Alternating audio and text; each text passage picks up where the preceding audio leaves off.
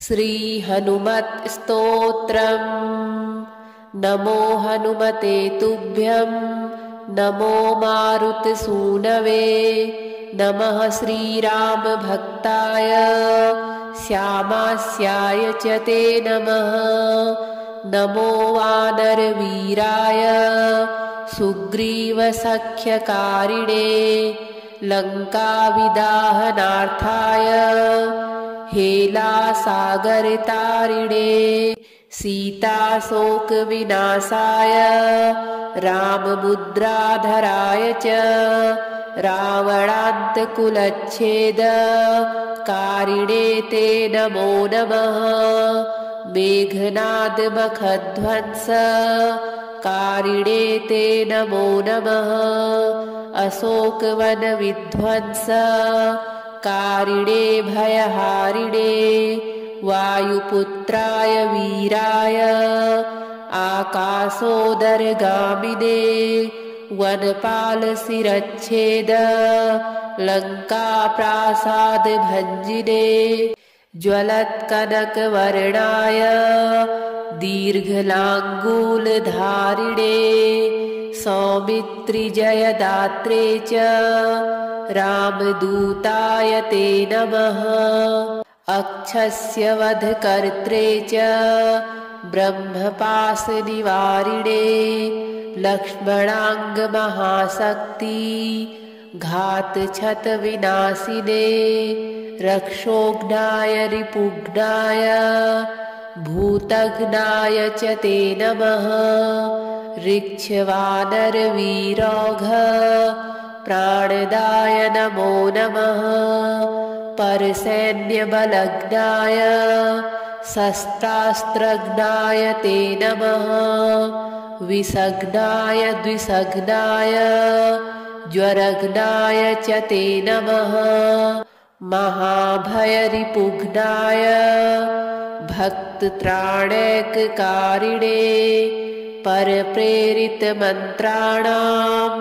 यन्त्राणां स्तम्भकारिणे पयःपाषाणतरणकारणाय नमो नमः। बालार्कमण्डलग्रासकारिणे भवतारिणे नखायुधाय भीमाय दन्तायुधधराय च रिपुमायाविनाशाय रामाज्ञालोकरक्षिणे प्रतिग्रामस्थितायाथ रक्षोभूतवधार्थिने करालशैलशस्त्राय द्रुमस्त्राय ते नमः। बालैकब्रह्मचर्याय रुद्रमूर्तिधराय च विहङ्गमाय सर्वाय वज्रदेहाय ते नमः।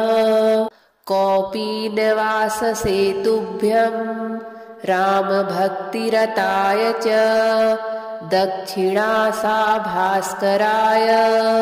शतचन्द्रोदयात्मने कृत्याक्षतव्यथाग्नाय सर्वक्लेशहराय च स्वाम्याज्ञापार्थसङ्ग्राम सङ्ख्यो सञ्जयधारिणे भक्तान्तदिव्यवादेषु सङ्ग्रामे जयदायिने किल्किलाबुबुकोच्चार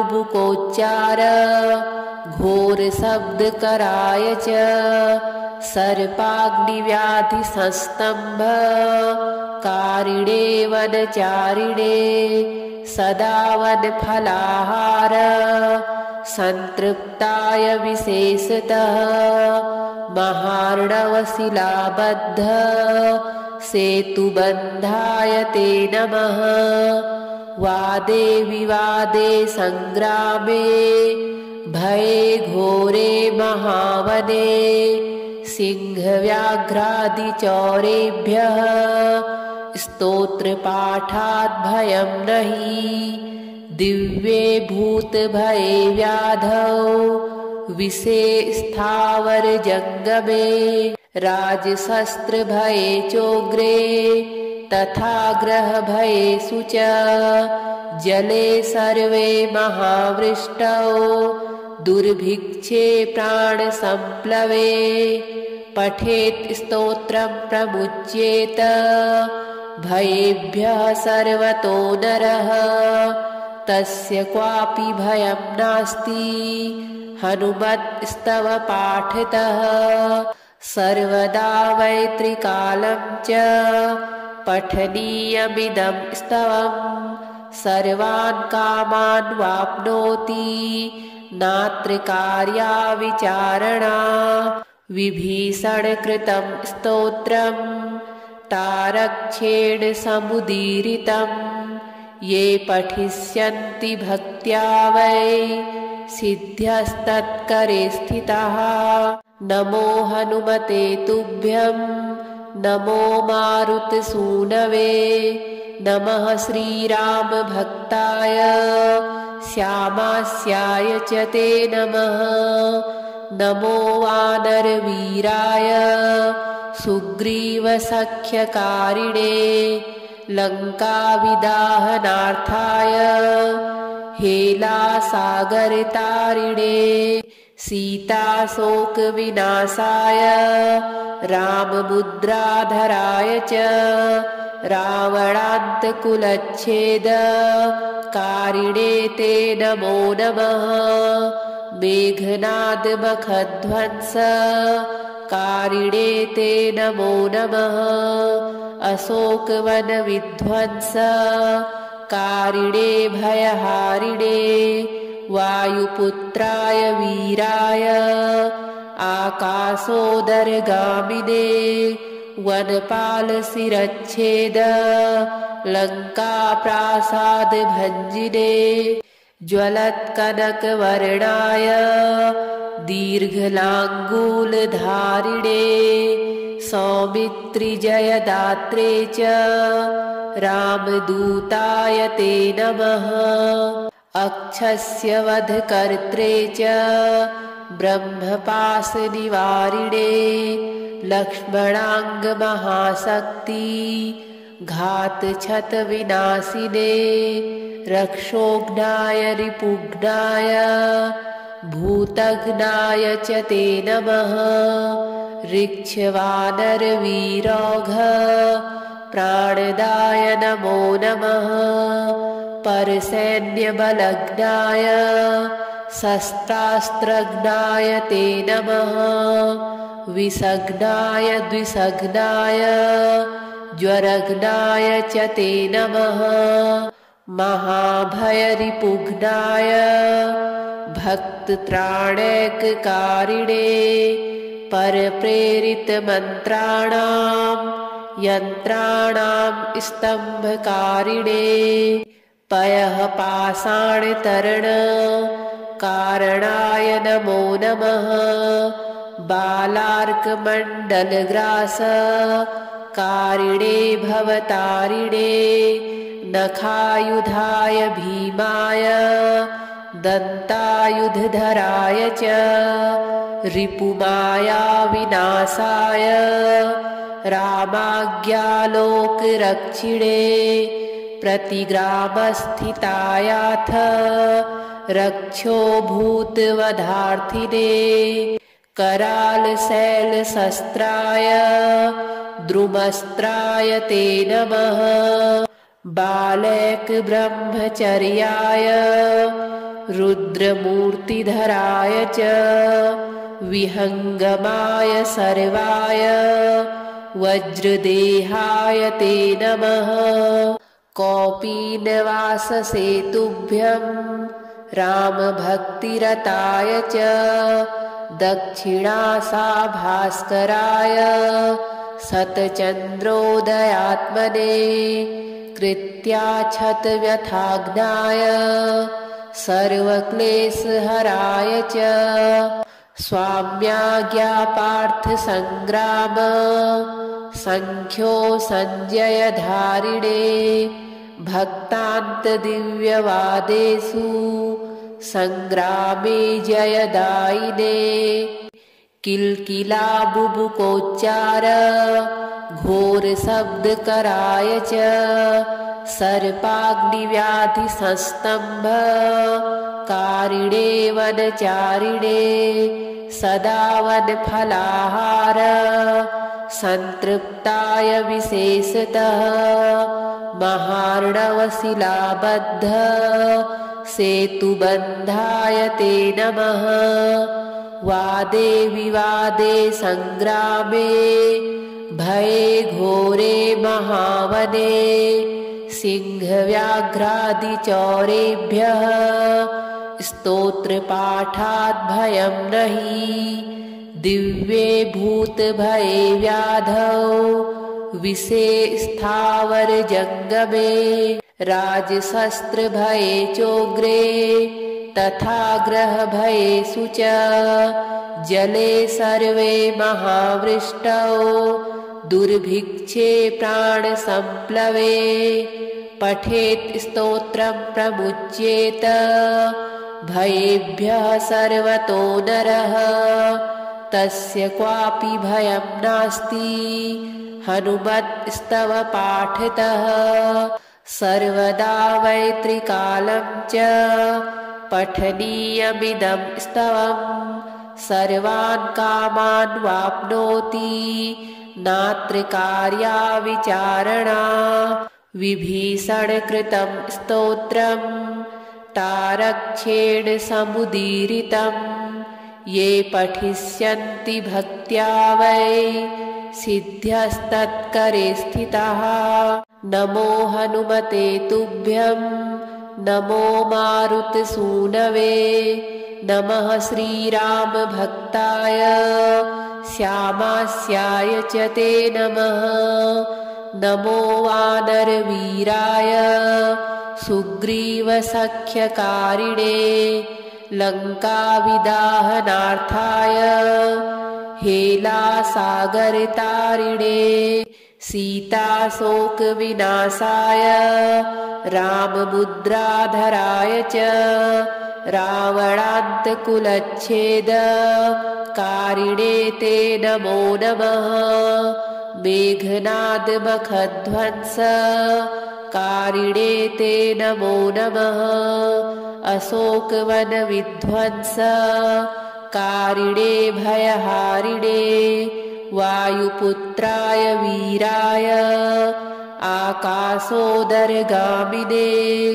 वनपालशिरच्छेद लङ्काप्रासादभञ्जिने ज्वलत्कनकवर्णाय दीर्घलाङ्गूलधारिणे सौमित्रिजयदात्रे च रामदूताय ते नमः। अक्षस्य वधकर्त्रे च ब्रह्मपाशनिवारिणे लक्ष्मणाङ्गमहाशक्ति घातछतविनाशिने रक्षोघ्नाय रिपुघ्नाय भूतघ्नाय च ते नमः। ऋक्षवानरवीरौघ प्राणदाय नमो नमः। परसैन्यबलघ्नाय शस्त्रास्त्रघ्नाय ते नमः। विषघ्नाय द्विषघ्नाय ज्वरघ्नाय च ते नमः। महाभयरिपुघ्नाय भक्तत्राणैककारिणे परप्रेरितमन्त्राणां यन्त्राणां स्तम्भकारिणे पयः पाषाणतरणकारणाय नमो नमः। बालार्कमण्डलग्रासकारिणे भवतारिणे नखायुधाय भीमाय दन्तायुधधराय च रिपुमायाविनाशाय रामाज्ञालोकरक्षिणे प्रतिग्रामस्थितायाथ रक्षो भूतवधार्थिने करालशैलशस्त्राय द्रुमस्त्राय ते नमः। बालैकब्रह्मचर्याय रुद्रमूर्तिधराय च विहङ्गमाय सर्वाय वज्रदेहाय ते नमः। कौपीनवाससेतुभ्यं रामभक्तिरताय च दक्षिणासा भास्कराय शतचन्द्रोदयात्मने कृत्याच्छतव्यथाग्नाय सर्वक्लेशहराय च स्वाम्याज्ञापार्थसङ्ग्राम सङ्ख्यो सञ्जयधारिणे भक्तान्तदिव्यवादेषु सङ्ग्रामे जयदायिने किल्किलाबुबुकोच्चार घोरशब्दकराय च सर्पाग्निव्याधिसंस्तम्भ कारिणे वनचारिणे सदा वनफलाहार संतृप्ताय विशेषतः महार्णवशिलाबद्ध सेतुबन्धाय ते नमः। वादे विवादे संग्रामे भये घोरे महावने सिंहव्याघ्रादिचौरेभ्यः स्तोत्रपाठात् भयं नहि। दिव्ये भूतभये व्याधौ विषे स्थावरजङ्गमे राजशस्त्रभये चोग्रे तथा ग्रहभयेषु च जले सर्वे महावृष्टौ दुर्भिक्षे प्राणसम्प्लवे पठेत् स्तोत्रं प्रमुच्येत भयेभ्यः सर्वतो नरः तस्य क्वापि भयं नास्ति हनुमत्स्तव पाठतः। सर्वदा वैत्रिकालं च पठनीयमिदं स्तवम् सर्वान् कामान् वाप्नोति नात्र कार्या विचारणा। विभीषणकृतं स्तोत्रं तारक्षेण समुदीरितं ये पठिष्यन्ति भक्त्या वै सिद्ध्यस्तत्करे स्थिताः।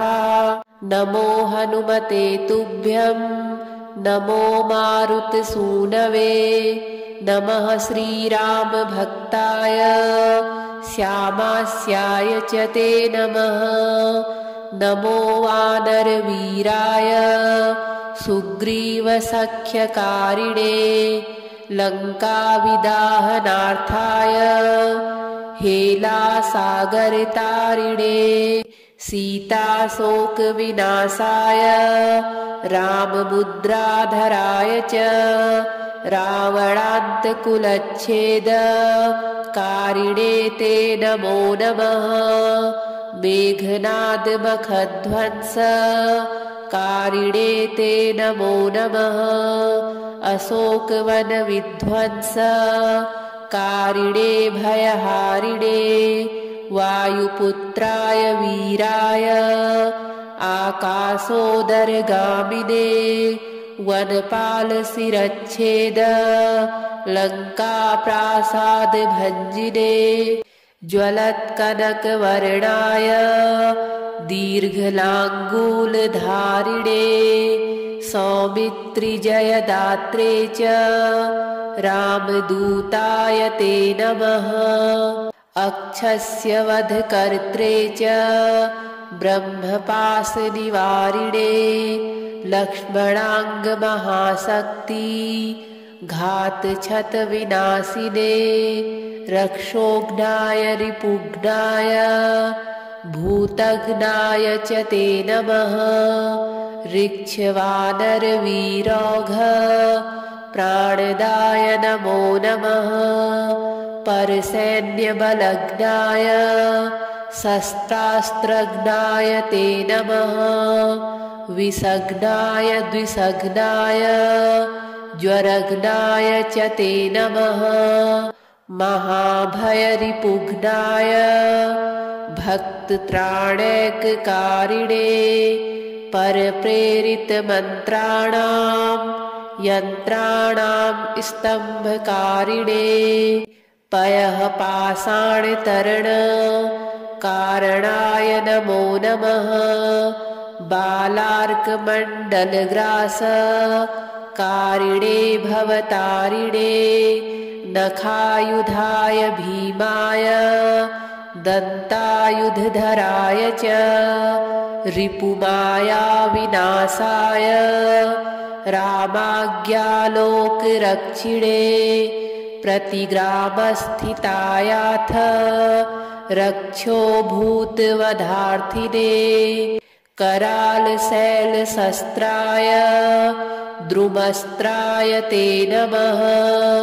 बालैकब्रह्मचर्याय रुद्रमूर्तिधराय च विहङ्गमाय सर्वाय वज्रदेहाय ते नमः कौपीनवाससेतुभ्यं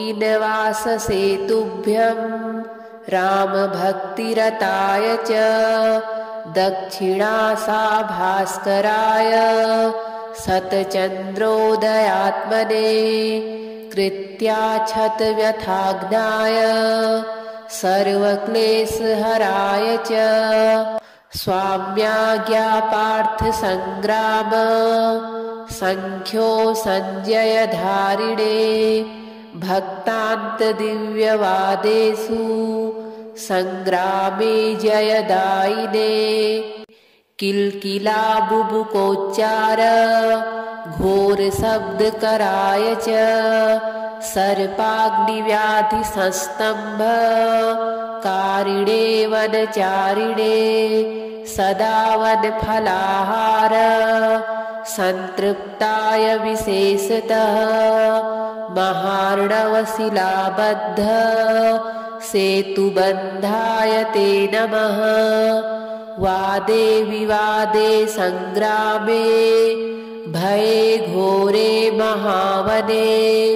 सिंहव्याघ्रादिचौरेभ्यः स्तोत्रपाठात् भयं नहि दिव्ये भूतभये व्याधौ विषे स्थावरजङ्गमे राजशस्त्रभये चोग्रे तथा ग्रहभयेषु च जले सर्वे महावृष्टौ दुर्भिक्षे प्राणसम्प्लवे पठेत् स्तोत्रं प्रमुच्येत भयेभ्यः सर्वतो नरः तस्य क्वापि भयं नास्ति हनुमत्स्तव पाठतः सर्वदा वैत्रिकालं च पठनीयमिदं स्तवं सर्वान् कामान् वाप्नोति नात्र कार्या विचारणा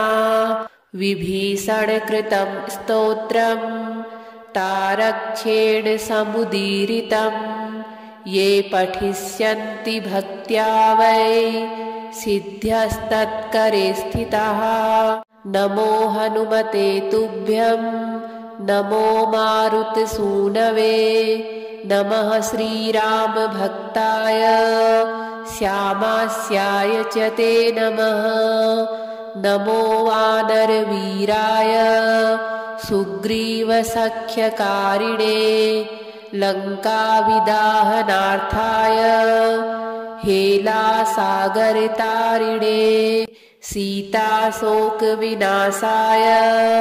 राममुद्राधराय च रावणान्तकुलच्छेद कारिणे ते नमो नमः मेघनादमखध्वंस कारिणे ते नमो नमः अशोकवनविध्वंस कारिणे भयहारिणे वायुपुत्राय वीराय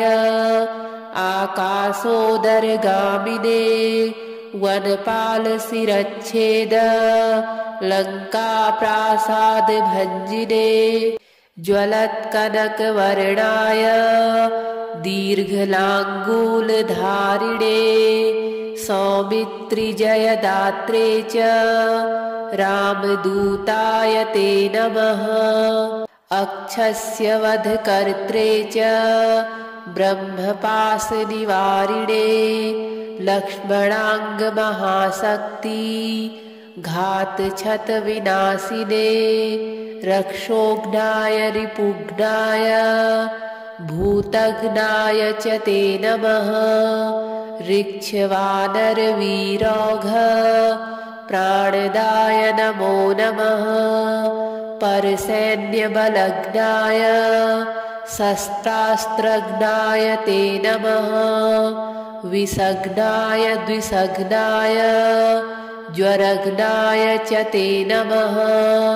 महाभयरिपुघ्नाय भक्तत्राणैककारिणे परप्रेरितमन्त्राणां यन्त्राणां स्तम्भकारिणे पयः पाषाणतरण कारणाय नमो नमः।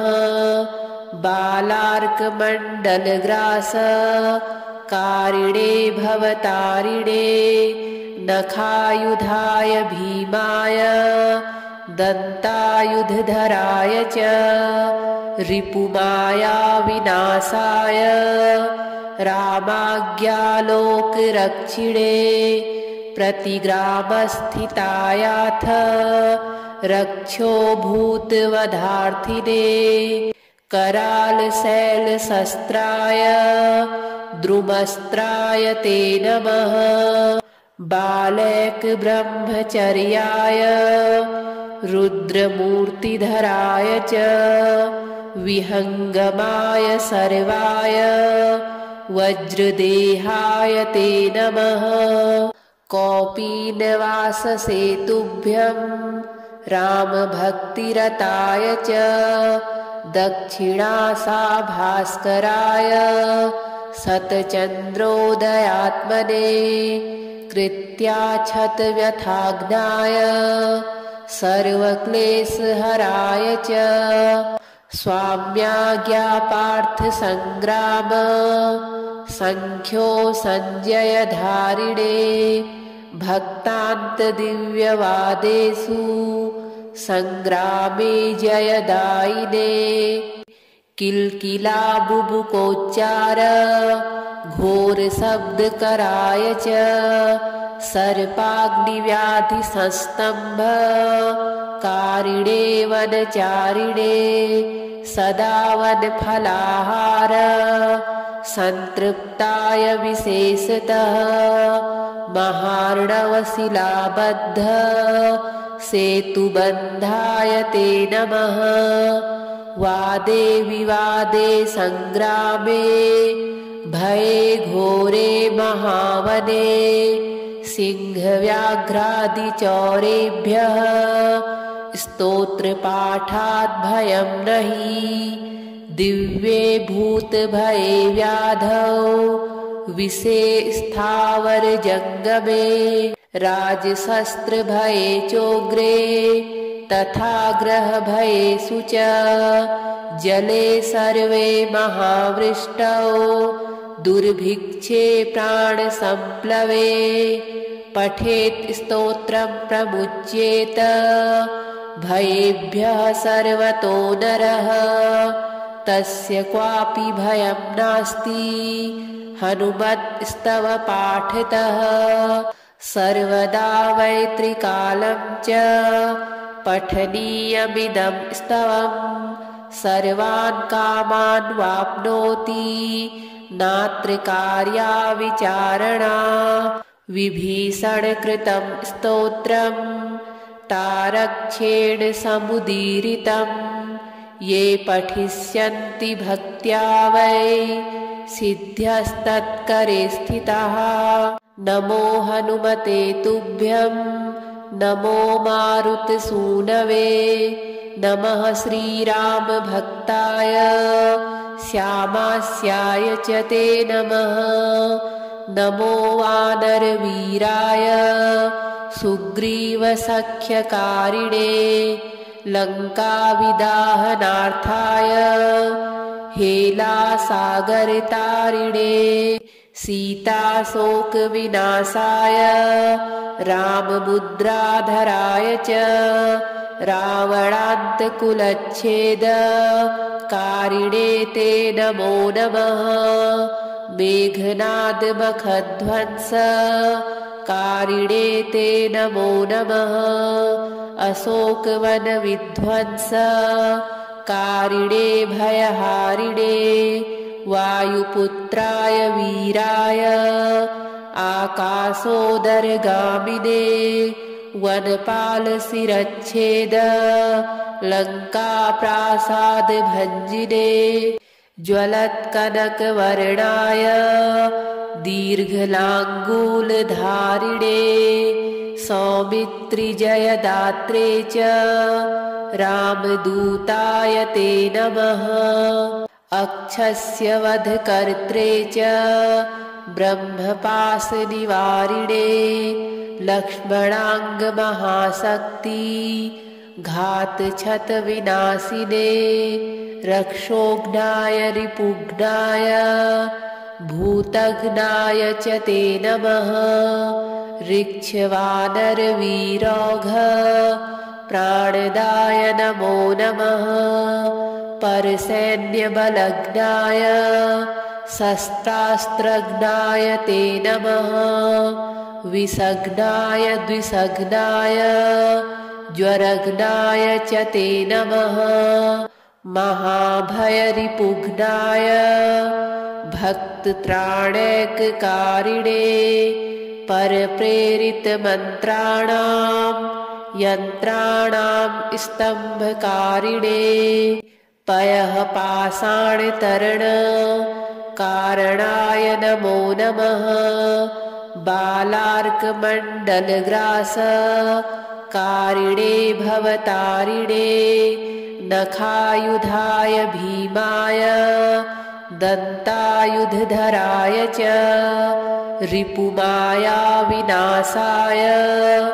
रामाज्ञालोकरक्षिणे प्रतिग्रामस्थितायाथ रक्षोभूतवधार्थिने करालशैलशस्त्राय द्रुमस्त्राय ते नमः।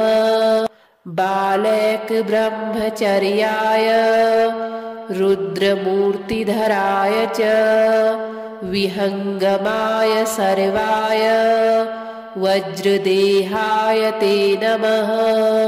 कौपीनवाससेतुभ्यं रामभक्तिरताय च दक्षिणासाभास्कराय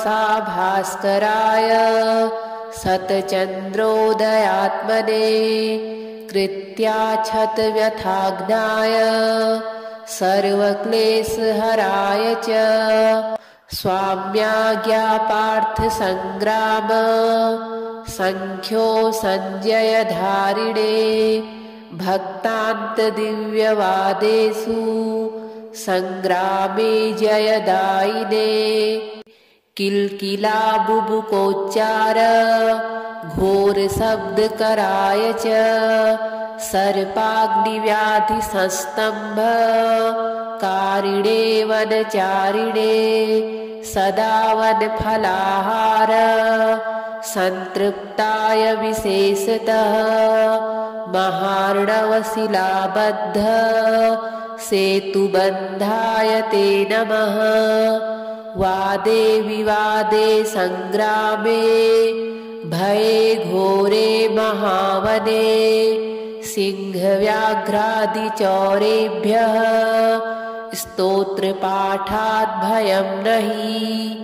दिव्ये भूतभये व्याधौ विषे स्थावरजङ्गमे राजशस्त्रभये चोग्रे तथा ग्रहभयेषु च जले सर्वे महावृष्टौ दुर्भिक्षे प्राणसम्प्लवे पठेत् स्तोत्रं प्रमुच्येत भयेभ्यः सर्वतो नरः तस्य क्वापि भयं नास्ति हनुमत्स्तव पाठतः सर्वदा वैत्रिकालं च पठनीयमिदं स्तवम् सर्वान् कामान् वाप्नोति नात्र कार्या विचारणा विभीषणकृतं स्तोत्रं तारक्षेण समुदीरितं ये पठिष्यन्ति भक्त्या वै सिद्ध्यस्तत्करे स्थिताः। नमो हनुमते तुभ्यं नमो मारुतसूनवे नमः श्रीरामभक्ताय श्यामास्याय च ते नमः। नमो वानरवीराय सुग्रीवसख्यकारिणे लङ्काविदाहनार्थाय हेलासागरतारिणे सीताशोकविनाशाय राममुद्राधराय च रावणान्तकुलच्छेदकारिणे ते नमो नमः। मेघनादमखध्वंसकारिणे ते नमो नमः। अशोकवनविध्वंसकारिणे भयहारिणे वायुपुत्राय वीराय आकाशोदरगामिने वनपालशिरच्छेद लङ्काप्रासादभञ्जिने ज्वलत्कनकवर्णाय दीर्घलाङ्गूलधारिणे सौमित्रिजयदात्रे च रामदूताय ते नमः। अक्षस्य वधकर्त्रे च ब्रह्मपाशनिवारिणे लक्ष्मणाङ्गमहाशक्ति घातछतविनाशिने रक्षोघ्नाय रिपुघ्नाय भूतघ्नाय च ते नमः। ऋक्षवानरवीरौघ प्राणदाय नमो नमः। परसैन्यबलघ्नाय शस्त्रास्त्रघ्नाय ते नमः। विषघ्नाय द्विषघ्नाय ज्वरघ्नाय च ते नमः। महाभयरिपुघ्नाय भक्तत्राणैककारिणे परप्रेरितमन्त्राणां यन्त्राणां स्तम्भकारिणे पयः पाषाणतरणकारणाय नमो नमः। बालार्कमण्डलग्रासकारिणे भवतारिणे नखायुधाय भीमाय दन्तायुधधराय च रिपुमायाविनाशाय रामाज्ञालोकरक्षिणे प्रतिग्रामस्थितायाथ रक्षोभूतवधार्थिने करालशैलशस्त्राय द्रुमस्त्राय ते नमः। बालैकब्रह्मचर्याय रुद्रमूर्तिधराय च विहङ्गमाय सर्वाय वज्रदेहाय ते नमः। कौपीनवाससेतुभ्यं रामभक्तिरताय च दक्षिणासाभास्कराय शतचन्द्रोदयात्मने कृत्याक्षतव्यथाग्नाय सर्वक्लेशहराय च स्वाम्याज्ञापार्थसङ्ग्राम सङ्ख्यो सञ्जयधारिणे भक्तान्तदिव्यवादेषु सङ्ग्रामे जयदायिने किल्किलाबुबुकोच्चार घोरशब्दकराय च सर्पाग्निव्याधिसंस्तम्भ कारिणे वनचारिणे सदा वनफलाहार संतृप्ताय विशेषतः महार्णवशिलाबद्ध सेतुबन्धाय ते नमः। वादे विवादे संग्रामे भये घोरे महावने सिंहव्याघ्रादिचौरेभ्यः स्तोत्रपाठात् भयं नहि दिव्ये भूतभये व्याधौ विषे स्थावरजङ्गमे राजशस्त्रभये चोग्रे तथा ग्रहभयेषु च जले सर्वे महावृष्टौ दुर्भिक्षे प्राणसम्प्लवे पठेत् स्तोत्रं प्रमुच्येत भयेभ्यः सर्वतो नरः तस्य क्वापि भयं नास्ति हनुमत्स्तवपाठतः सर्वदा वैत्रिकालं च पठनीयमिदं स्तवं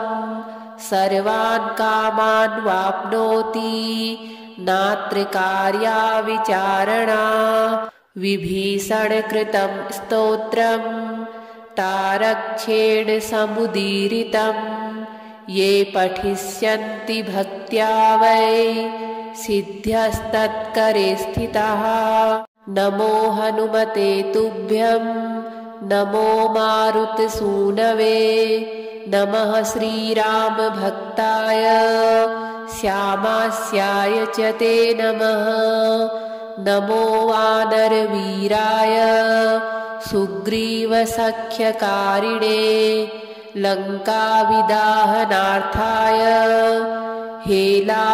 हेलासागरतारिणे सीताशोकविनाशाय राममुद्राधराय च रावणान्तकुलच्छेदकारिणे ते नमो नमः मेघनादमखध्वंसकारिणे ते नमो नमः अशोकवनविध्वंसकारिणे भयहारिणे वायुपुत्राय वीराय आकाशोदरगामिने वनपालशिरच्छेद लङ्काप्रासादभञ्जिने ज्वलत्कनकवर्णाय दीर्घलाङ्गूलधारिणे सौमित्रिजयदात्रे च रामदूताय ते नमः अक्षस्य वधकर्त्रे च ब्रह्मपाशनिवारिणे लक्ष्मणाङ्गमहाशक्ति घातछतविनाशिने रक्षोघ्नाय रिपुघ्नाय भूतघ्नाय च ते नमः ऋक्षवानरवीरौघ प्राणदाय नमो नमः परसैन्यबलघ्नाय शस्त्रास्त्रघ्नाय ते नमः विषघ्नाय द्विषघ्नाय ज्वरघ्नाय च ते नमः महाभयरिपुघ्नाय भक्तत्राणैककारिणे परप्रेरितमन्त्राणां यन्त्राणां स्तम्भकारिणे पयः पाषाणतरणकारणाय नमो नमः बालार्कमण्डलग्रासकारिणे भवतारिणे नखायुधाय भीमाय दन्तायुधधराय च रिपुमायाविनाशाय रामाज्ञालोकरक्षिणे प्रतिग्रामस्थितायाथ रक्षोभूतवधार्थिने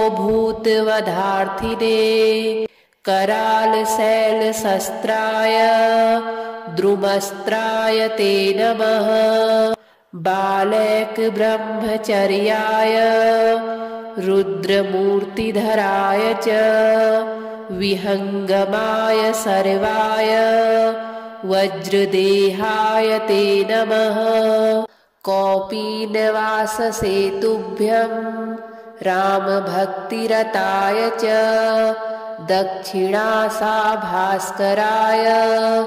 शतचन्द्रोदयात्मने कृत्याक्षतव्यथाग्नाय सर्वक्लेशहराय च स्वाम्याज्ञापार्थसङ्ग्राम संख्यो संजयधारिणे भक्तान्तदिव्यवादेषु संग्रामे जयदायिने किल्किला बुबुकोच्चार घोरशब्दकराय च सर्पाग्निव्याधिसंस्तम्भ कारिणे वनचारिणे सदा वनफलाहार संतृप्ताय विशेषतः महार्णवशिलाबद्ध सेतुबन्धाय ते नमः। वादे विवादे संग्रामे भये घोरे महावने सिंहव्याघ्रादिचौरेभ्यः स्तोत्रपाठात् भयं नहि दिव्ये भूतभये व्याधौ विषे स्थावर जंगमे राजशस्त्रभये चोग्रे तथा ग्रहभयेषु च जले सर्वे महावृष्टौ दुर्भिक्षे प्राणसंप्लवे पठेत् स्तोत्रं प्रमुच्येत भयेभ्यः सर्वतो नरः तस्य क्वापि भयं नास्ति हनुमत्स्तव पाठतः सर्वदा वै च पठनीयमिदं स्तवम् सर्वान् कामान् वाप्नोति नात्र कार्या विचारणा विभीषणकृतं स्तोत्रं तारक्षेण समुदीरितं ये पठिष्यन्ति भक्त्या वै सिद्ध्यस्तत्करे स्थिताः। नमो हनुमते तुभ्यं नमो मारुतसूनवे नमः श्रीरामभक्ताय श्यामास्याय च ते नमः। नमो वानरवीराय सुग्रीवसख्यकारिणे लङ्काविदाहनार्थाय हेलासागरतारिणे सीताशोकविनाशाय राममुद्राधराय च रावणान्तकुलच्छेद कारिणे ते नमो नमः। मेघनादमखध्वंस कारिणे ते नमो नमः। अशोकवनविध्वंस कारिणे भयहारिणे वायुपुत्राय वीराय आकाशोदरगामिने वनपालशिरच्छेद लङ्काप्रासादभञ्जिने ज्वलत्कनकवर्णाय दीर्घलाङ्गूलधारिणे सौमित्रिजयदात्रे च रामदूताय ते नमः। अक्षस्य वधकर्त्रे च ब्रह्मपाशनिवारिणे लक्ष्मणाङ्गमहाशक्ति घातक्षतविनाशिने रक्षोघ्नाय रिपुघ्नाय भूतघ्नाय च ते नमः। ऋक्षवानरवीरौघ प्राणदाय नमो नमः। परसैन्यबलघ्नाय शस्त्रास्त्रघ्नाय ते नमः। विषघ्नाय द्विषघ्नाय ज्वरघ्नाय च ते नमः। महाभयरिपुघ्नाय भक्तत्राणैककारिणे परप्रेरितमन्त्राणां यन्त्राणां स्तम्भकारिणे पयः पाषाणतरण कारणाय नमो नमः। बालार्कमण्डलग्रास कारिणे भवतारिणे नखायुधाय भीमाय दन्तायुधधराय च रिपुमाया विनाशाय रामाज्ञालोकरक्षिणे प्रतिग्रामस्थितायाथ रक्षो भूतवधार्थिने करालशैलशस्त्राय द्रुमस्त्राय ते नमः बालैकब्रह्मचर्याय रुद्रमूर्तिधराय च विहङ्गमाय सर्वाय वज्रदेहाय ते नमः कौपीनवाससेतुभ्यं रामभक्तिरताय च दक्षिणासाभास्कराय सतचन्द्रोदयात्मने कृत्याक्षतव्यथाग्नाय सर्वक्लेशहराय च स्वाम्याज्ञापार्थसङ्ग्राम सङ्ख्यो सञ्जयधारिणे भक्तान्तदिव्यवादेषु सङ्ग्रामे जयदायिने किल्किलाबुबुकोच्चार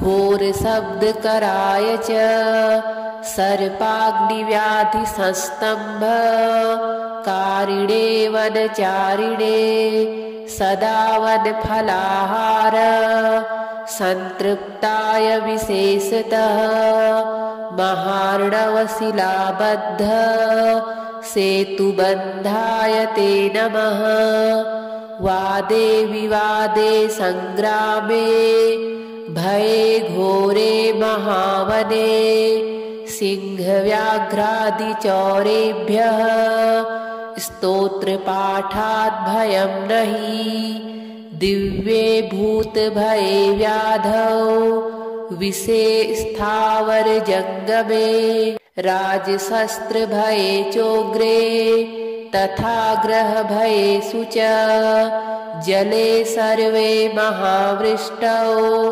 दुर्भिक्षे प्राणसम्प्लवे पठेत् स्तोत्रं प्रमुच्येत भयेभ्यः सर्वतो नरः तस्य क्वापि भयं नास्ति हनुमत्स्तव पाठतः सर्वदा वैत्रिकालं च पठनीयमिदं स्तवम् सर्वान् कामान् वाप्नोति नात्र कार्या विचारणा विभीषणकृतं स्तोत्रं तारक्षेण समुदीरितं ये पठिष्यन्ति भक्त्या वै सिद्ध्यस्तत्करे स्थिताः नमो हनुमते तुभ्यं नमो मारुतसूनवे नमः श्रीरामभक्ताय श्यामास्याय च ते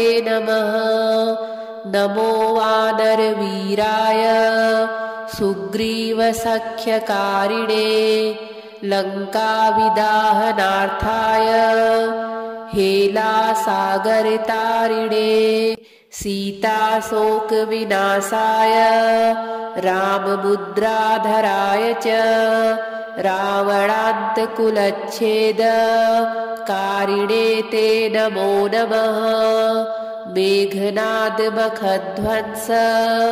कारिणे ते नमो नमः अशोकवनविध्वंस कारिणे भयहारिणे वायुपुत्राय वीराय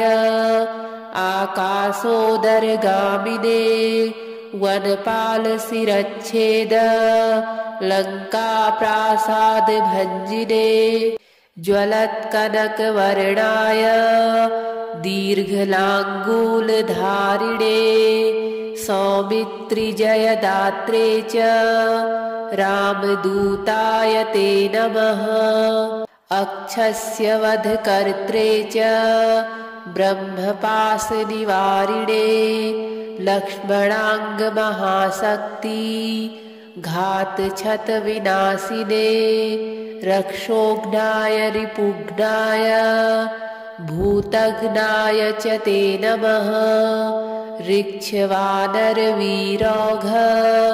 प्राणदाय नमो नमः परसैन्यबलघ्नाय शस्त्रास्त्रघ्नाय ते नमः विसघ्नाय द्विसघ्नाय ज्वरघ्नाय च ते नमः महाभयरिपुघ्नाय भक्तत्राणैककारिणे परप्रेरितमन्त्राणां यन्त्राणां स्तम्भकारिणे पयः पाषाणतरण कारणाय नमो नमः बालार्कमण्डलग्रास कारिणे भवतारिणे नखायुधाय भीमाय दन्तायुधधराय च रिपुमाया विनाशाय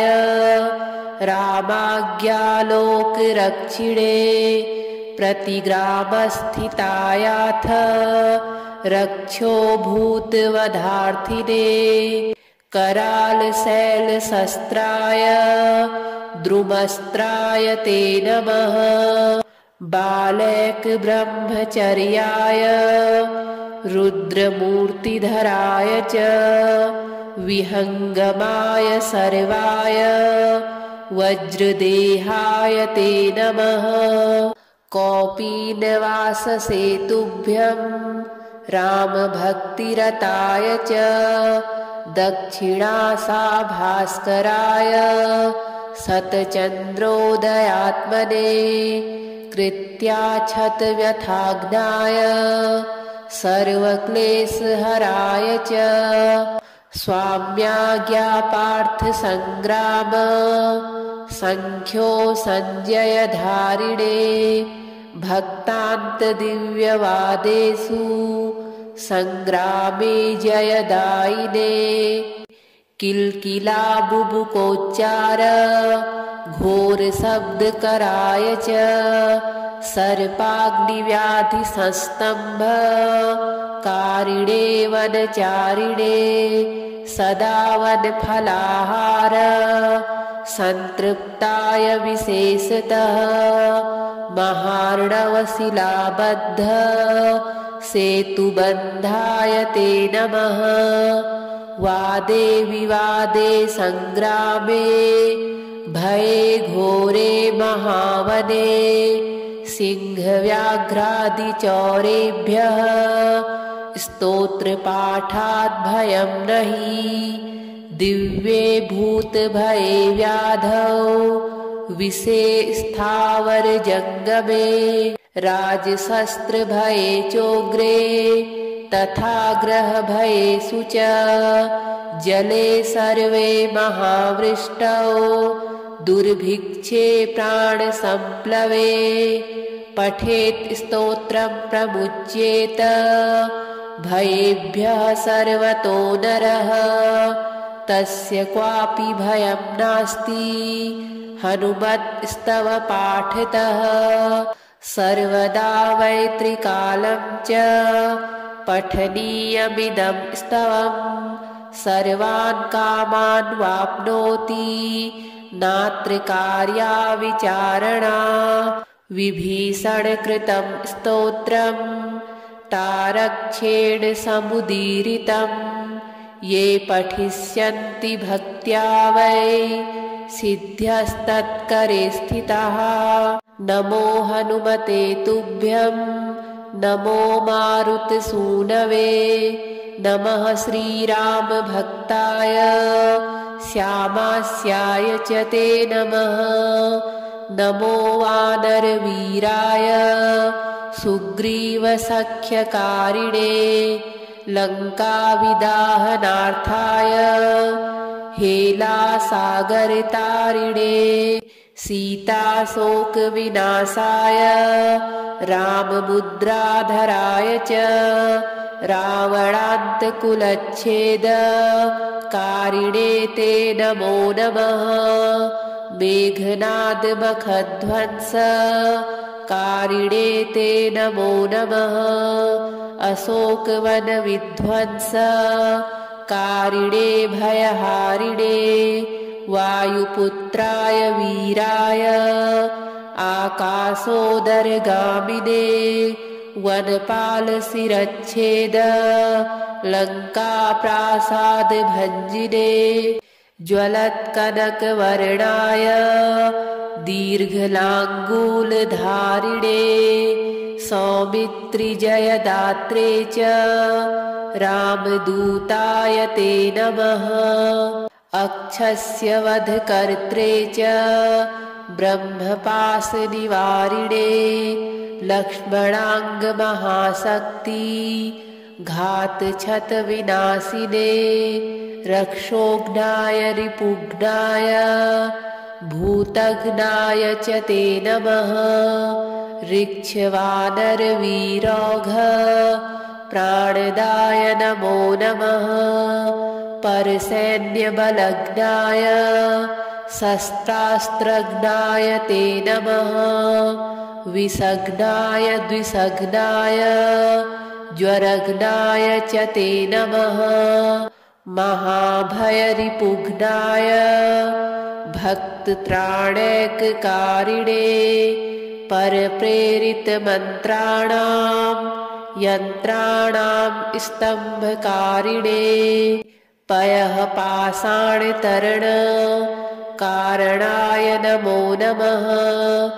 बालार्कमण्डलग्रासकारिणे भवतारिणे नखायुधाय भीमाय दन्तायुधधराय च रिपुमायाविनाशाय रामाज्ञालोकरक्षिणे प्रतिग्रामस्थितायाथ रक्षोभूतवधार्थिने करालशैलशस्त्राय द्रुमस्त्राय ते नमः। बालैकब्रह्मचर्याय रुद्रमूर्तिधराय च विहङ्गमाय सर्वाय वज्रदेहाय ते नमः। कौपीनवाससेतुभ्यं रामभक्तिरताय च दक्षिणासाभास्कराय शतचन्द्रोदयात्मने कृत्याच्छतव्यथाग्नाय सर्वक्लेशहराय च स्वाम्याज्ञापार्थसङ्ग्राम सङ्ख्यो सञ्जयधारिणे भक्तान्तदिव्यवादेषु सङ्ग्रामे जयदायिने किल्किलाबुबुकोच्चार घोरशब्दकराय च सर्पाग्निव्याधिसंस्तम्भकारिणे वनचारिणे सदा वनफलाहार संतृप्ताय विशेषतः महार्णवशिलाबद्ध सेतुबन्धाय ते नमः। वादे विवादे संग्रामे भये घोरे महावने सिंहव्याघ्रादिचौरेभ्यः स्तोत्रपाठात् भयं नहि।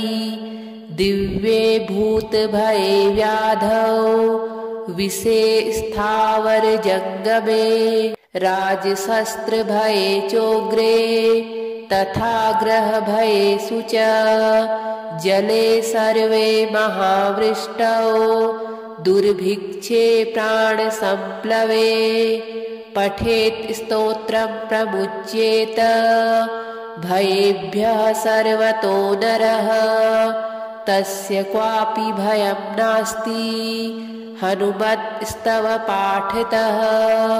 सर्वदा वैत्रिकालं च पठनीयमिदं स्तवं सर्वान् कामान् वाप्नोति नात्र कार्या विचारणा।